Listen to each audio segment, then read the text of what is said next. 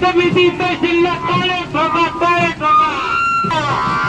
पगाराचा मोठा नाही सर्वसामान्य भागात पाहिजे.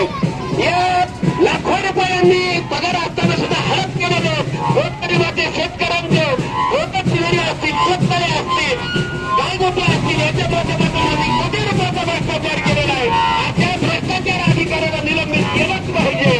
त्यांचे एड्युकेशन आग्रह